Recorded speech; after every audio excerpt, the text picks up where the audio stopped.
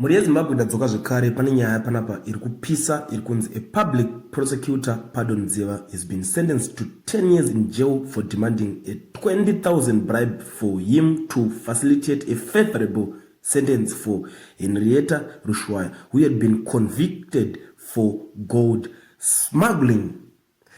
Nyaya yaHenrietta Rushwaya vanhu vese vanoiziva, inyaya yakambotenderera yakanetsa zvechokwadi. Paya painzi akaonekwa ane bhegi regoridhe paairport achitaya kuda kubuda naro, but so panapa jaji aita nyaya yacho iyoyo ndiye ari kunzi apinda mukati atongerwa makore 10 kana kuti 10 years mujeri, nekuti hanzi panyaya iyoyo aidhimanda aida 20,000 kuti akwanise kutonga nyaya yacho zvine favor mukati, kana kuti akwanise kurerutsa divi raHenrietta Rushwaya. Ndo nyaya panapa muri Zimbabwe yandiri kusangana nayo paThe Herald Zimbabwe, nyaya iri kutenderera zvisingaite muzuva ranhasi.